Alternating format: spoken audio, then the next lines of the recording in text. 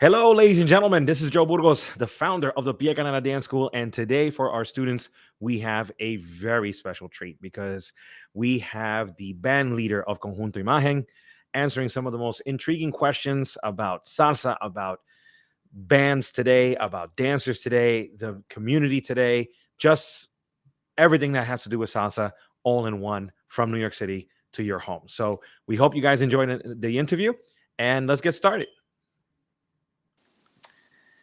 So once again, ladies and gentlemen, we are introducing Mr. Ernie Acevedo, band leader of Conjunto Imagen. Ernie, how are you today? How's it going, Joe? How's it going? Great, great, great, great. Trying to. It's a little cold today in New York City, but we're trying to Tell me survive. about it. Yeah. Ernie, we're so excited. The first thing I want to just simply go over is the fact that you're going to be with us at one of our events, one of our school events, at the club night that we have, the Cocotaso event, which is happening at SOBs this coming Friday, April 1st. And the doors open at 6:30. At 7 o'clock, we're going to have a nice little salsa lesson. But then the main event is you, Conjunto Imagen, as of 8 p.m. How excited are you? Oh wow, really? Wow, I'm cool. Yeah. First of all, again, I wanna, thank you for having us be part of your, event here, and it's how you call it, pleasure me being part of this with you guys, man. So yeah, I'm looking Oh, forward for absolutely. it. No, we've been looking forward to it as well, and I know that students are looking forward to it. You know, it's such a great honor to have just live music again in New York City after being shut down for over 2 years, right? Oh man, isn't it great, man? I actually just did something last weekend, and it's amazing because you know what? I was looking on the social media, and I noticed that everywhere that there was an event here, from my perspective, in the city of New York, um, most venues were full. There was a lot of people in most of these venues, and we had a nice crowd. That's great to hear. I mean, it's a lot of people outside of New York City don't know that the New York City salsa scene is back on track, and we actually want to get as many people as possible to come down and support it. And a lot of people left New York City just because of that, because of the fact that a lot of the entertainment wasn't going to be around, and a lot of the energy, the thrill of being in New True. York City wasn't going to be there. And we certainly would like to see a lot of those people come back and advertise, hey, we're here. Both the dance school and the musicians are out there doing their thing, and the energy is back. Yeah, and absolutely, because even us that we haven't been performing much as ourselves, and people are waiting to see the performance of the band. So so for us, it's gonna work really good because again, we just started last week, but we haven't been out. It's been a while that that people can go and see us. Due to the mask mandated at one time, that people Yeah. didn't want to go into, nobody wants to walk around with mask. Right, right, right. But then yet you still see people with the mask, which is cool, but I'm glad that we're back, man. New York City's back, and we're ready, and we looking forward to doing this big event with you guys, and I know it's going to be a nice event because I've gotten a good response on the Nice. flyers that you guys put up. So people are responding. So that's a good thing. That's awesome. That's awesome to hear, because we certainly need as much support as possible. So, as long as we have the support, we can keep bringing new live bands, and every style and every genre. And we want to make sure that musicians are just as supported as us, the dancers in the dance school. One of the Absolutely. things that's been happening is that in our dance school, we have a large amount of new students actually coming out. We still haven't seen our old students. And one of the reasons why we wanted to do this interview was to kind of reintroduce you to our students, to our community, because many of the people don't know. They hear your music being played, but they don't know who Conjunto Imagen really, really is. True. And that's True. the reason True. why we're doing this interview at Piel Canela. We really take a lot of pride in not only showing our students how to dance, and here's a dance step, here's a shine, or whatever, but we want them to really understand, relate to the music, and most importantly, and understand what the musicians are even doing in a piece of music. And we hope to highlight Absolutely. this throughout the interview today, and that people understand who Conjunto Imagen is, who Ernie Acevedo is.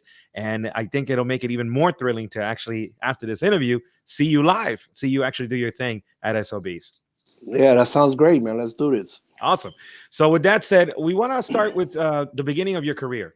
Uh, what was the role of music in the early years of your life? Well, first of all, man, I grew around people that love salsa.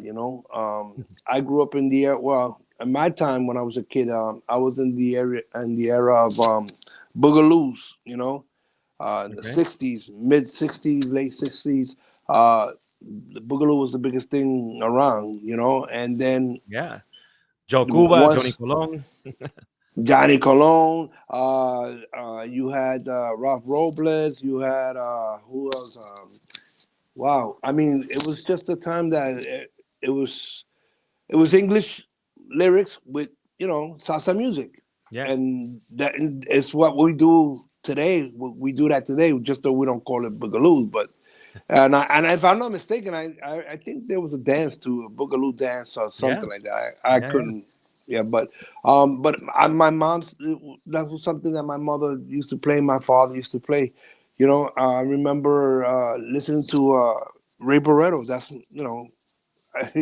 Ray Barretto was doing like Hipocresía, Quítate la Máscara. All those songs that's what I was listening to when I was a kid. Right. Right. I mean, that's a golden era, right? A It lot was of good. musicians. Yeah, it was a good time for me, man. I mean, I've learned a lot, and being that we heard that at home a lot, all of that stuff. My dad, well, my mom's and dad were separated then. I think my dad and my mom just separated when I was like 4 or 5, when I was 4 or 5 years old, and I used to go to my dad's house, and he used to have these reel to reel tape recorders, man. That you don't see that anymore, No, you but don't. um, but he used to record, and he used to tell me. And my father's not a musician, but on his side, his mother and brothers, they were musicians for the church, and he played the instruments, but he was the black sheep of the family. You know what I mean? So he would, while they went to school and they went to church and things like that, and left whatever instruments around the house, he would go in the room and start messing with it. And he tells me that as a child, he learned how to play most of the stuff like the guitar, a little bit of congas and stuff on his own. He was never taught. But one time, like I said, as a kid, I think I was like maybe 9 years old, 8, 9 years old. He took me to the house, and he uh, he had a conga, he had a guitar, and he said, "Look, let's play something. I'm gonna record it." I'm like, "Okay, I know." So he just brought the conga, and this is one of them old wood congas, man. That I don't ni me recuerdo el nombre de la conga, but I know it's one of the old drums with the tuerca, the nuts on top. Yeah, I remember that clearly. But anyway, um, he sat me down and he said, "Yeah, this is a little of a pattern of a conga, which was just the first doo doo pa, doo doo pa," and then he told me, "I'm gonna play, you play that, and I'll play with you." And that's what he did. I played one taramena with him doing that, and Wow. he recorded. That's something that I wish I could have had, man. That recording that we did. I was a kid. Sure. Um, Sure. but then that's my career. I guess you can say that's the beginning of somewhat my career as a tumbador. Right. I mean, that was one of my next questions was, did you come from a musical family originally, or or you were the outlier? But it Well, seems like your father taught you how to play, at least the beginnings.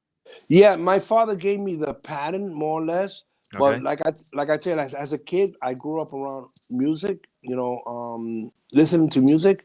But my mother, and my father, they were always around musicians. They knew musicians. But my mother used to have these what they call them, like these rumbas in the house. But back in the days, the rumbas used to be in the park. So Okay. entonces, whenever my mother had like a little party or something, she would bring these guys, and these guys they will all come with congas. And I would just sit there, man, and be so intrigued of what they were doing. Everybody was, una rumba aquí. They had 4 or 5 congas, and I'm like, wow, man, I'm enjoying myself. But in my family, yeah, actually, my uncle's a bassist, and he used to play with his wow, que descanse en paz, Ray Rodriguez. His band used to call be Ray Rodriguez y Duro, and he Hmm. played for them. He played for them for many years, and he taught me a little bit of bass. He taught me a little bit, and I follow his. I followed him for a little while. So until he sat back and rested for a little while playing music. But yeah, I do come from a slight musical background, family background, but yeah, mostly I did mostly everything on my own. Growing up. So who your father kicked it all off, right? And then you had inspiration by other musicians that were coming just to have gatherings in your home. Was there Yeah. anybody specific that really inspired you that said, "Wow, I want to be like this guy"? Yeah, actually, the guy that taught me how to really play a good tumbao conga, his name is Rocky. Don't ask me. I don't even remember. I don't even know his last name. But I mean, he was my teacher, and everybody knew him as Rocky, and he was from Brooklyn. And he gave me actually they were in the park jamming, man, and I was like just standing there, man, and I was like, wow. So that little pattern that my dad had taught me, you know, he had told me. Rocky said to me, "Hey, I see you standing there," because I went up to the drum. They stopped playing, and I started playing a little bit. He's like, "Oh, I see you play. You know how to play?" I said, "Yeah." I don't know nothing, but but That's great. I went over there and I said, "Yeah, let me." And then he said, "Oh, okay, that's not bad. That's not bad." And I was like, "Can I play?" He says, "Oh yeah, but you can't. You're not gonna be able to hold tempo here the way we play over here." Like, all right. He said, "But if you want," he says, "this." He told me just like this. He says, "What you do is you go to school. After you come out of school, I'm telling you, I must have been like about 10, probably 10, 11 years old. And he told me, go to school. When you come out of school, you go to my house. This is where I live at." And I was like, all right. And I told my moms and that. And then, they told me, oh, yeah. Then they know who he was. So I said, yeah, you can go. So he told me, make sure you do your homework. When you do your homework, you come. Man, dude, I came out of school. At 6 o'clock, I was already in that house there, man, sitting there with this guy learning how to play congas. That was the real school. That was the real school for me. That was my first actual, how to play a conga, and I wanted to play two of them at one shot or three. He's like, no, no, no, we're gonna start with one. We start with one, and then you graduate to two and three, and you can play after that whatever you want. But right now, we're gonna show you the typical pattern of a conga playing. I'm like, okay. That's awesome. That's awesome because people don't realize how much time you actually have to invest in learning how to play an instrument. It's a whole process, right? Just like dancing. Dancing takes years. People want to learn it in a few seconds, and they Yeah. don't understand the process.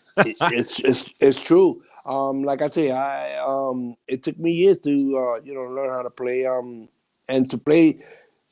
I can't say there's a correct way and a wrong way because everyone has his way of playing. So I'm grateful for what I learned from this gentleman, and and once he saw me después de viejo, he was like, you develop a different style, but I mean, Nice. you know you're good. You're good at what you do. I said, thank you. Well, here's a question I think a lot of students might have is that, you discover something like dance or like music and you fall in love with it, right? It Hmm. seems like you fell in love with it at a very early age. What do you think really makes you passionate about the music? Like, okay, even if you were exposed to musicians and your family was, pseudo musicians, what made it click for you? Like, where did that fire come from? You know? I tell you, man, like I said, man, listening to music, Latin music in my house, you know what I mean? And I don't know. It's hard to explain because it was the rhythm. I don't know. You I don't can't see stay that. still. Yeah, I don't know. I don't see it. I don't see that today. But I don't know. It's because maybe I mean, my children, they know it. They're into other type of music, but they know the instrument. They play. I've taught them when they were kids. Mhm. They They picked up the instruments. They picked up bongos, congas, cowbells, timbales, and they know the instrument. They can play it, but that's not what they're at. But for me, I tell you that once I started hearing salsa music, it was like, wow, That's a you wrap. know, yeah, and to be honest with you, Joe, I mean, let me tell you, my first record, my first record that I bought because my mother bought me a little Panasonic. I remember the stereo, Panasonic stereo with the turntable on top, with a cassette deck on the side, the radio on the bottom, and two speakers on the side, bro. And I remember, man, I started buying. At those days, I think the records were the vinyl records were like I think like $1.99 or something like that, $1.50, $1.99.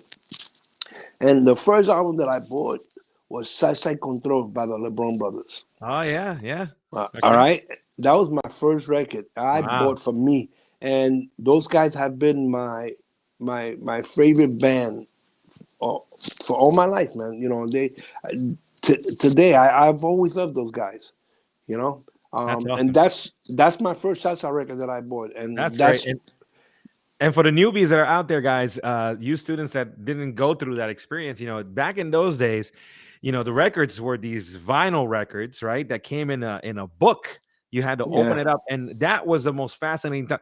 Not only did you get great music, right, but you also got a history because you would open up the album, and you would just see all the musicians that were on there, what year, who played bass, who played percussion, and people would get together back in those days and say, "Oh, look, this trombone player used to play on this band, and now he's playing on this band." And people used to yeah, be like, "Oh, no, no, no! If this bongocero is not playing on this album, I'm not. That's not the real band. I want to yeah. I want to hear this bongo. Where did he go? Oh, he's now playing with that band." And it was just not only the music was an experience, but actually learning about the bands were truly an experience. Nowadays, with these MP3s and You don't get to services, see. nothing, Yeah, nothing. You don't get to see that, which is why we yeah, want to do these interviews. Bring that kind yeah. of sense of education back to the salsa community at that point. Yeah, because that's what I used to do. I mean, I picked up my album, and if I picked up my album, I saw, guys like Nicky Marrero, Eddie Montavo, Johnny Rivera, Johnny Rodriguez. You know, I knew that this was an album, and like like anything, you see something, you say, wait a minute, oh, these guys on this album, this gotta be a good album. This gotta be a great album, and you just bought it because you didn't even hear it. But because I remember. Listen, I was I'm gonna say I was like 16 years old, and I was working in a discount store down Brooklyn downtown area, and there was like this store called the Wiz back in those days, and I used to go to this place, and there was this young cat that used to work there, and he used to tell me. I used to ask him, what do you have in salsa, Latin music? He's like, oh, I have that, and he had like two or three different selections, but then he have a lot of.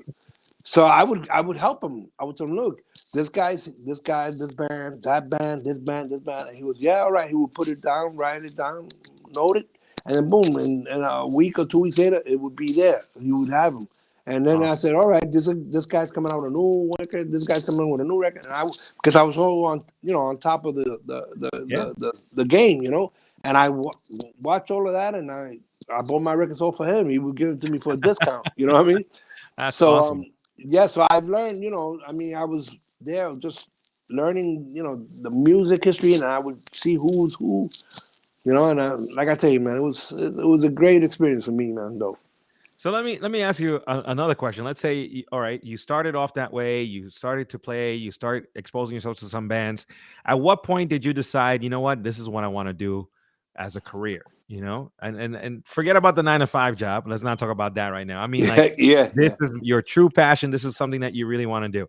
Because I remember going to my parents and saying, "Hey, mom, dad, I'm thinking about doing this dancing thing, full time," and they almost smacked me because they were like, "What are you talking about? That's not a real career. Get yeah, your butt into yeah. college and let's become an accountant, a lawyer, something like that."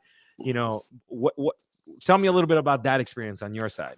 Well, how you call it?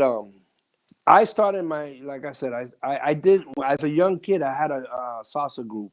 I've always been like that front guy. You know what I mean? That person leading the group. You know what I Right. mean? And I did that as a kid. I did that, I think, from the age of 13. I was a band leader already until the age of 17. Um, I got a phone call from this. I give him this, a lot of thanks for giving me the opportunity, which is Rafi Santi. He was out in 1978. He had a hit song called Ansia, and he called me up and asked me if I could. And the whole thing is that, Joe, before that, um, I started as a tumbadora, as a conguero, you know, Mhm. and I left it for a little while because when I put my band together, I started as a conguero. Then I couldn't find a piano player, so I decided to grab the piano and play piano for a little while until I found someone. Finally, I found someone on the piano. You make it Then I sound so easy. No, listen, I don't know how I did it, but you know what? My dad had a lot to do with it because I used to say, Dad, I need a piano. My dad went and picked up a piano and brought it back, and I had a piano. And Wow. I just sat on, like I tell you, the music was in me already. So I learned how to play piano by ear for a little while. And then my uncle was a bassist, but my uncle was already performing professionally, so he really had no time to hang with us. So and when we rehearsed, he would come down and then he would just grab the bass and then he would like jam with us. But then I couldn't find a bass player. I had a bass player that would play bass with us, but his passion was more rock music. You know what I mean? That I was his see. passion. Era Latino y todo, pero he was into more rock. So whenever we had a gig and he had a gig with her, I was stuck without a bass. So I said, nah. I found a piano player. I said, let me put the piano player here, and I went into bass, and then I started taking lessons from my uncle, and then I went to the Brooklyn Conservatory of Music. So I went there and I started to learn how to read music on the bass. And between my uncle and the school, I was going back and forth. So then I did that for a little while. I was trying to make it big with my group because I wanted to come with my own group as a Right. youngster then. And the guys were like mostly playing around. They didn't want to get, they didn't, my passion was always dressing up the same, always looking good. And I had a few guys that, nah, I want to go in jeans and I want to go, so I like, and then I wanted to do rehearsals. They didn't want to rehearse. They didn't want to get tight. So it became a hassle. And then Sure. I said, then I got that phone call because they had heard that I was a conguero, but I was a bass player at the time. So I had to go. My dad, we had to go get a pair of new LP congas. I went all the way to the factory to LP in Fair Lawn, New Jersey, pick up some congas last minute because I bought they had like some used congas and they gave me a huge deal on the congas. Oh, back then we were cheap. Anyway, but I went there, I picked up the drums, and this guy Rafi Santi asked me, uh, "Listen, come down, and I want you to try out for my band." And I said, "All right, I'll come down. I'll try out for a band." I did some club up in the Bronx, and I went, you know, and I thought I was just trying out for a minute, man. So I just went in there and I sat down, and I'm gonna tell you, Joe, I didn't play congas for the probably for the last like past 6 7 years. I didn't play congas, so I sat down. My hands were raw. I sat down. I started playing congas with this band, and I gave it my all because I was just trying out. But I wanted to show that I had it. But I had to build myself back to it, dude. I went in there and I played. He told me, "No, come up, come and play." I think I played like the first set, half of the first set, and I played my heart off. And then he was like, "Oh, I like the way you play. Yeah, okay." So I said, "All right." So I said, "You know what? I'm getting ready to go." He said, "All right, I want you to do the next set." And I said, "Oh." I said, "All right, I'll go back up and I'll do the next set." But my hands were hurting me. I was burnt out. And I was like, wow. Then he came up to me and said, "All right, you got the gig. You start tomorrow." And I was like, huh? Now, mind you, my hands are raw, dude. They're raw. And Oh I'm my like, goodness. okay, so tomorrow. I said, okay. I showed up the next day. My hands were like, I think I bled. I must have bled for that week because when I went to play the next day, that was a Wednesday night that I went. I played Thursday. I played Friday. I played Wow. Saturday. I played Sunday in the morning. And I was so happy that we were off Monday because my hands were destroyed by then.